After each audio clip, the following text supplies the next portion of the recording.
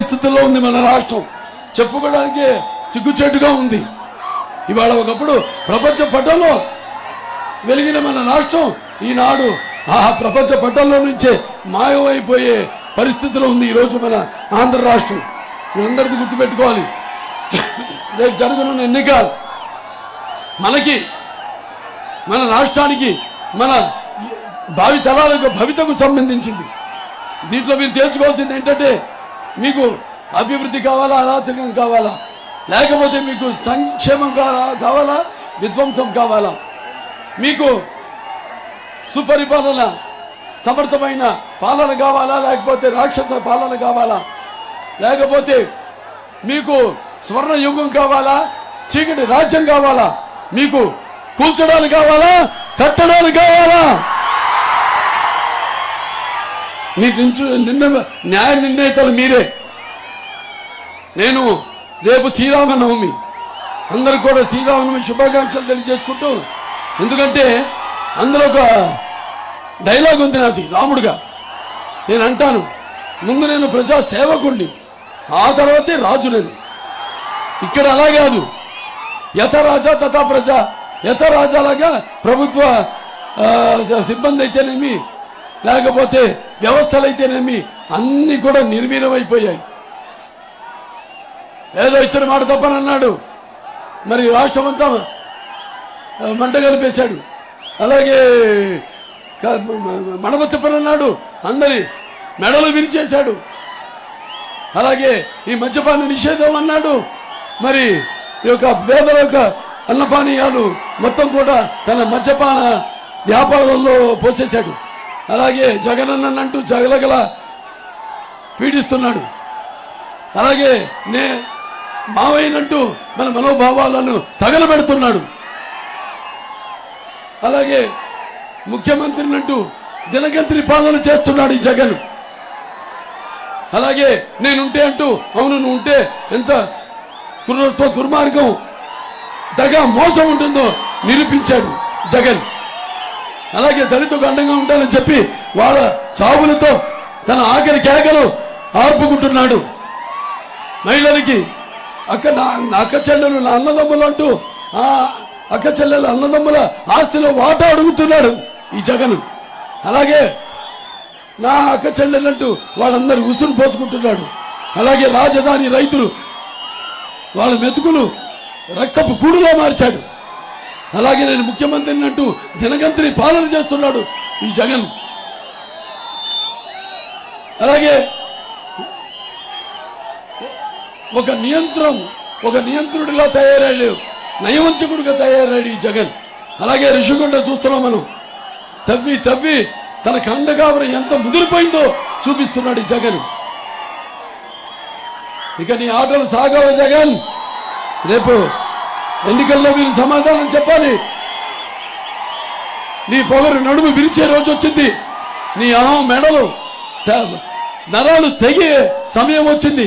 అడుగులో నిండిన నీ అహంకారం అంతమయ్యే ఈ ఎన్నికల యుద్ధం మొదలయ్యింది. ఇన్ని రోజులు నీ ఇష్టొచ్చినట్టు నువ్వు నీ యొక్క అధికారాన్ని కొనసాగించావు. దాన్ని అంతం అందించే ఈ యొక్క తుఫాను ఏదైతే మనం ఉంటాం, చూడటానికి నిశ్శబ్దంగా ఉంటుంది. ఒక్కసారి అలలు లేచాయా, సునామీ, అటువంటి సునామీ యుద్ధం రాబోతోంది అని మీ అందరికీ తెలియజేసుకుంటున్నాను. కాసుకో జగన్. రేపు ప్రజల తీర్పు ఎంత గట్టిగా నీ గుండెను కొడుతుందో, ఇన్నాళ్ళు ప్రజలను నువ్వు పెట్టిన ఆవేదనకు నీ నవరాణులను కృంగతీస్తానని తెలియజేసుకుంటున్నాను.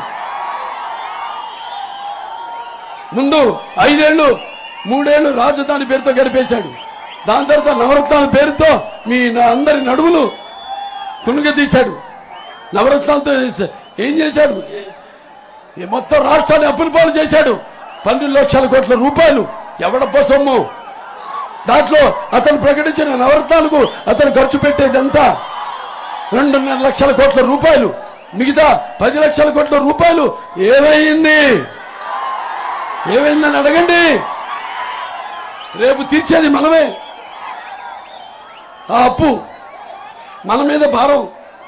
ఇది ఒక చెత్త ప్రభుత్వం, రాజధాని లేని ప్రభుత్వం, చేతగాని ప్రభుత్వం, బాధుడే బాధుడు, ఇదేం కర్మరా బాబు అని అందరు రేపు మీరు ఇప్పుడు అంటున్నారు. లోపల ఇక బయట పడాల్సిన సమయం ఆసన్నమైంది. మీరంతా కూడా ఇదే ఏదైతే చూపిస్తున్నారో ఈ ఉరకలెత్తుతున్న ఉత్సాహం రేపు ఎన్నికలు కూడా అప్పుడు కూడా చూపించాలని మీ అందరు తెలియజేసుకుంటున్నాను. ఎందుకంటే రేపు అతను మళ్ళీ రెడీ అంటున్నాడు. 1600 కోట్ల ప్రజాధనాన్ని తన రెడీ హోర్డింగ్లకి ఖర్చు పెట్టాడు. ఎవడ కోసం మీ 1600 కోట్లు? దేనికి రెడీ? మళ్ళీ మాయలు చేయడానికి రెడీయా? లేకపోతే అక్రమాలు దౌర్జన్యాలు చేయడానికి రెడీయా? మరి ఇంకో 100 సంవత్సరాలు ప్రజలకు దొరకకుండా ఈ యొక్క ఇసుక పాత్రలను తెవ్వి లక్షల కోట్లు దొబ్బడానికి రెడీయా? లేకపోతే ఈ యొక్క చీప్ లిక్కర్ ఏదైతే జే బ్రాండ్ మద్యాన్ని ఏరులో ప్రవహించి లక్షల కోట్లు దొబ్బడానికి సిద్ధమా? లేకపోతే ఈ యొక్క ప్రభుత్వం తయారీ చేసే ఏదైతే కల్తీ మద్యం ఉందో అది తాగి లక్షల కోట్ల మంది ఆడపడుచుల తాళి బొట్లు తెంచడానికి మళ్ళీ సిద్ధమా అని అడుగుతున్నాను. ఇక ముందు ఈ ఆటలు సాగవని మీ అందరూ రేపు జరగబోయే ఎన్నికల్లో సమాధానం చెప్పాలి. కళ్ళు మూసుకుపోయి ఒళ్ళు మరిచి నీ ఇష్టానుసారంగా ఈ పరిపాలన సాగించి ప్రజలను గడ్డి కనిపించి మట్టి కనిపించి మరి చేసిన నీ దుర్మార్గపు పాలనకు ప్రజలంతా ఏకమై ఒకటై వాళ్ళు చెవిచ్చే పట్టి రేపు ఎన్నికల్లో మరి మీ యొక్క ఉనికిని కాపాడుకోవడానికి మీరంతా నిష్ఠాను దీక్షగా ఒకే తాటిపై ఉండి అతనికి బుద్ధి చెప్పాల్సిన సమయం ఆసన్నమైనదని మీ అందరికీ తెలియజేస్తున్నాను. అతని నరం అణువు ప్రతి రక్తం పట్టు అతని అపజయాన్ని అంగీకరించి చీకుట్టేలా చేసి పట్టి వాటుతో పొడిచి అపజయం అనే రుచి ఎలా ఉంటుందో ఆ జగన్కి చూపాల్సిందని మీ అందరికీ తెలియజేస్తున్నాను. మనం చూసాం ఎంతో మంది ఆత్మహత్యలు, అన్ని వర్గాల వాళ్ళు, అన్ని వృత్తుల వాళ్ళు కూడా ఇవాళ మనం ఇక్కడ చూసాం.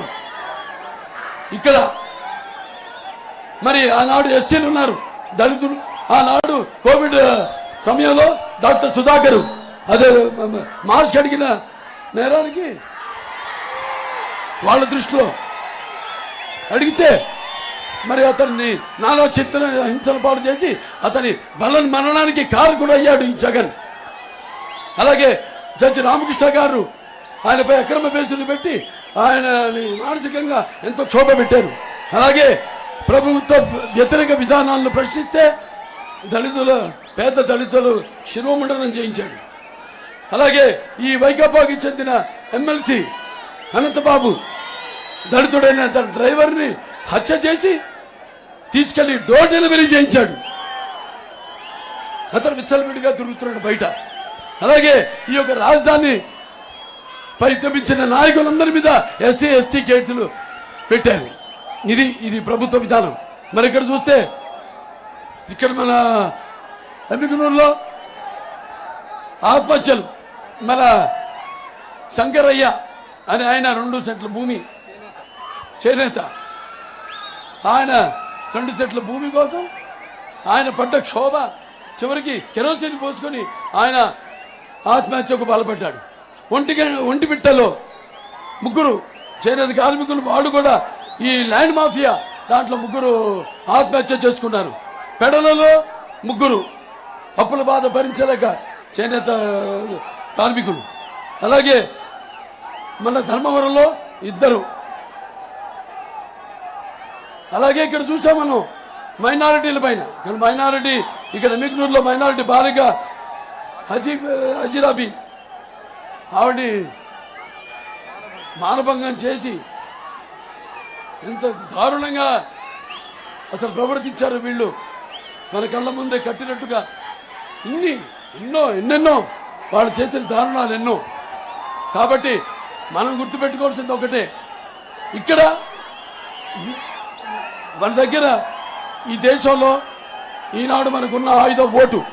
ఆ ఓటుని సద్వినియోగపరుచుకుని మన ఉద్దేశాలను ప్రతిబింబ చేయడానికి సరైన ఈ యొక్క ప్రజాస్వామ్య సంరక్షణ కోసం మన సరైన ప్రతినిధులను ఎన్నుకొని సమాజ స్థాపనకు, సమాజంలో ఉన్న ఈ వ్యత్యాసాలను తొలగించడానికి, అలాగే సామాజిక న్యాయం అందించడానికి మనం ఎన్నుకోవాల్సిన ప్రతినిధులను, అంటే ఎటువంటి వ్యామోహాలకి లేకపోతే మీ యొక్క బలహీనతలకు గురి కాకుండా అందరు ఏకతాటిపై ఉండి ఈ ఓటు అనే ఆయుధంతో మీరంతా మళ్ళీ మీ సుస్థిరమైన ప్రభుత్వం, జవాబుదారీ ప్రభుత్వం, ప్రజాస్వామ్యానికి మళ్ళీ ఒక సరైన నిర్వచనం, మీరు పరిపక్వత చెందిన చైతన్యవంతులని మరొకసారి చరిత్రలో సువర్ణాక్షరాలతో లిఖించబడినట్లుగా మీ పేర్లు రచించుకోవాలని మీ అందరికీ నేను విన్నవించుకుంటున్నాను. ఈనాడు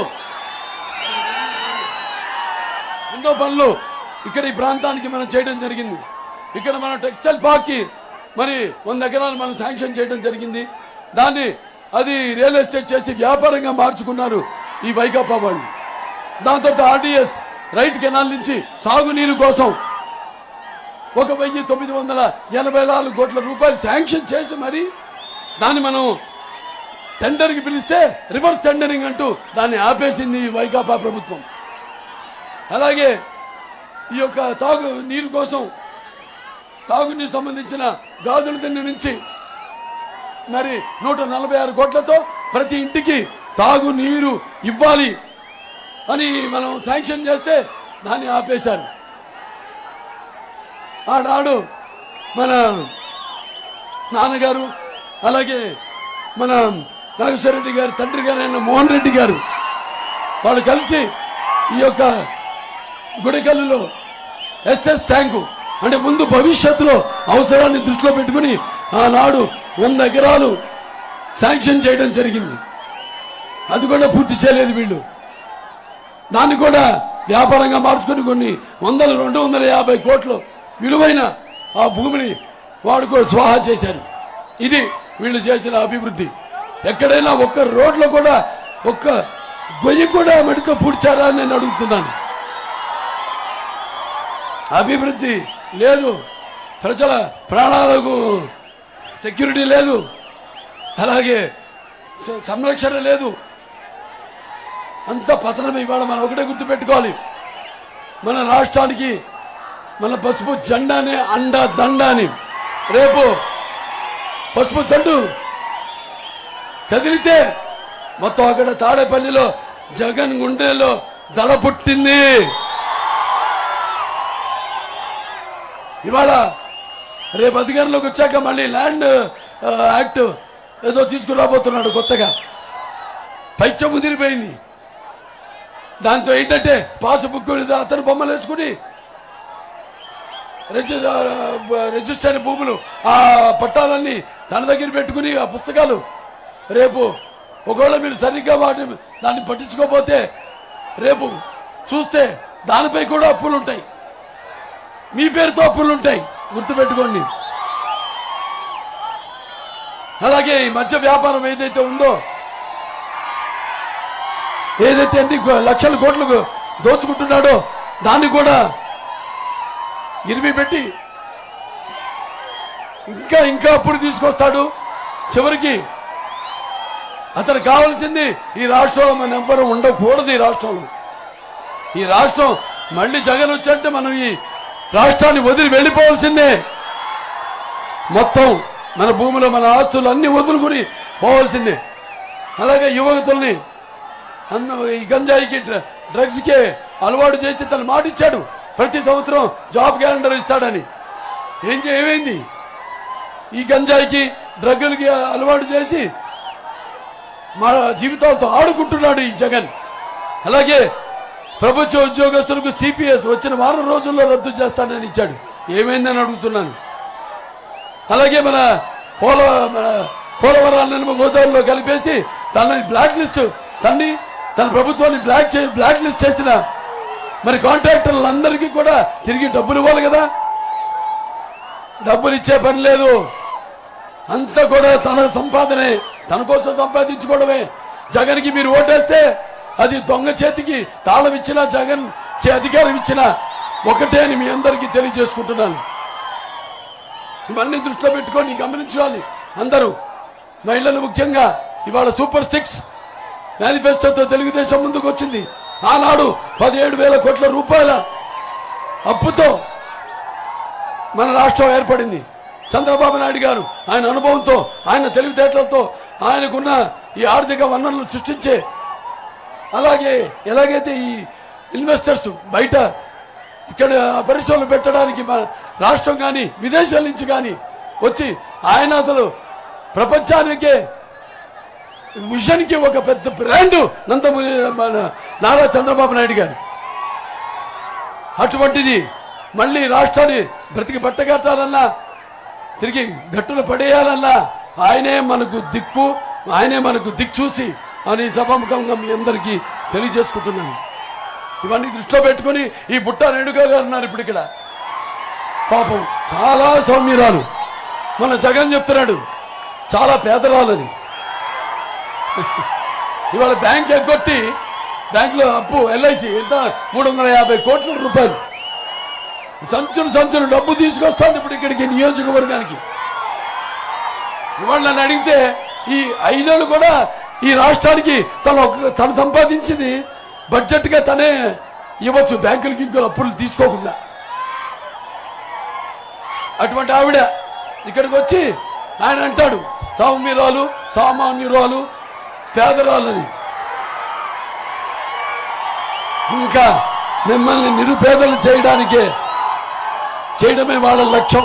గుర్తుపెట్టుకోండి, లక్షాధికారులు కోటీశ్వరులు అయిపోతున్నారు, పేదవారు నిరుపేదలు అయిపోతారు రేపు. గుర్తుపెట్టుకోండి. చెప్పాను నేను, మీరు రాష్ట్రాన్ని వదిలేసి వెళ్ళిపోయే పరిస్థితి వస్తుందని.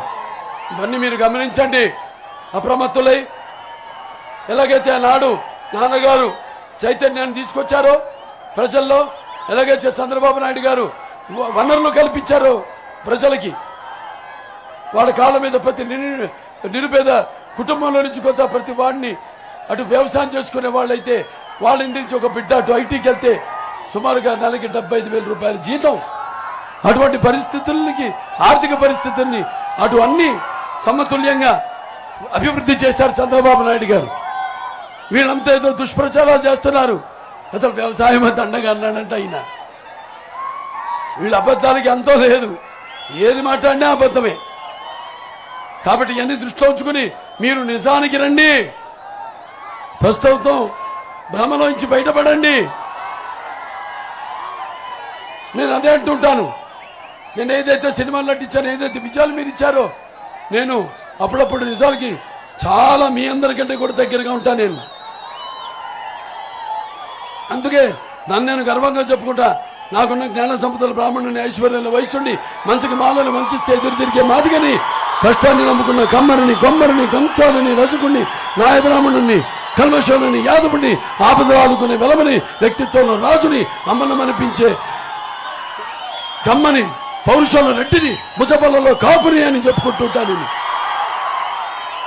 ఇక్కడి నుంచి రావాలయ్యా మాటలు. ఊరికే నోరు బారేసుకోవడం మొహం ఎలా ఉంటుంది? జగన్ది ముచ్చుమూర్తి ముద్రష్టలాగా ఉంటుంది. ముచ్చుమూర్తి ముద్రనష్ట వాళ్ళకం ఎలా ఉంటుంది? లక్షల కోట్ల పక్షకుడు, పక్షపాత రూపకుడు, దండిగా. అలాగే ఈ రాష్ట్రానికి పట్టిన ఒక మొత్తాన్ని రావణ కష్టంలో మార్చిన ఒక రావణాసుడి పాలన, ధన మాన ప్రాణ చోరకుడు ఈ యొక్క వైఎస్ జగన్. గుర్తుపెట్టుకోండి. కాబట్టి మీరంతా తిరగబడి ఉద్యమించండి. అసలు మనం ముందే వచ్చి వాళ్ళు మాట్లాడటానికి ఎంత ధైర్యం ఉండాలి వాడికి. మేము ఇది చేస్తాం అది చేస్తామని చెప్పుకోవడానికి. జాగ్రత్త, మళ్ళీ తిరగబడండి. ఎవ్వరు మీ ముందు రానివ్వకుండా, మాట్లాడివ్వకుండా ఊరికే ఇవాళ అందుకే పార్టీలన్నీ కూడా కలిశాయి. 3 పార్టీలు ప్రపంచం. ఇవాళ తెలుగుదేశం పార్టీ అయితేనేమి, లేకపోతే జనసేన అయితేనేమి, లేకపోతే బీజేపీ పార్టీ అయితేనేమి, ఇవాళ ఈ యొక్క కూటమి శక్తి ఎదుర్కొనే శక్తి ఇంకా ఎవరికి లేదు లేదు లేదు అని ఈ సందర్భంగా మీ అందరు తెలియజేసుకుంటున్నాను. ఈ యొక్క కూటమి శక్తి అంటే ఒక నిప్పుల ఉప్పెన. ఈ కూటమి అంటే ఒక అగ్నిపర్వతపు ఒక విస్ఫోటన. ఈ కూటమి అంటే ఒక పాశుపతాస్త్రం. గుర్తుపెట్టుకోండి, చాలా ఉన్నాయి మనం చేయాల్సినవి. అలాగే మన కేంద్ర ప్రభుత్వం నుంచి కూడా మనం రాబట్టుకోవాల్సిన ఈ రాష్ట్రాన్ని 15-20 సంవత్సరాల వెనక్కి తీసుకెళ్లిపోయారు ఈ జగన్. మరి ఎంతో మనకి అందరి సహాయ సహకారాలు కూడా తీసుకోవాల్సిన అవసరం ఉంది. మిమ్మల్ని అందరినీ కోరేది ఒకటే, మీ సహాయ సహకారాలు కూడా కావాలి. రక్తానికి జాతి లేదు, మాంసానికి మతం లేదు, చర్మానికి కులం లేదు. అందరూ ఏకతాటిగా ఇప్పుడు ఏదైతే ఉరుకలెత్తుతున్న ఉత్సాహంతో ఈనాడు మీరందరికడికి ఇచ్చేశారో, ఇదే ఉరుకలెత్తుతున్న ఉత్సాహంతో రేపు ఎన్నికల్లో కూడా మీరంతా మీ యొక్క పవిత్రమైన విలువైన ఓట్లను సైకిల్ గుర్తుకే వేసి మన తెలుగుదేశం పార్టీ కణబిగ్నూరు శాసనసభ్య అభ్యర్థి అయిన జయనాగేశ్వరరెడ్డి గారిని, అలాగే ఇక్కడ మన తెలుగుదేశం పార్టీ పార్లమెంట్ అభ్యర్థుడైన నాగరాజు గారిని ప్రజాస్వామ్యాన్ని కాపాడాలని, అత్యధికమైన మెజార్టీతో గెలిపించాలని మిమ్మల్ని అందరినీ సవినయంగా కోరుకుంటూ నేను సెలవు తీసుకుంటున్నాను. జై తెలుగుదేశం, జై తెలుగుదేశం, జై తెలుగుదేశం. సార్ మీరు వస్తే మాకు బాగా నాగేశ్వరరెడ్డి మాకి కోడికల్ గ్రామం 7 ఏళ్ళు వనవాసం చేసి అన్న వచ్చినాడు. మీరే ఎందుకు? Very good. Okay sir.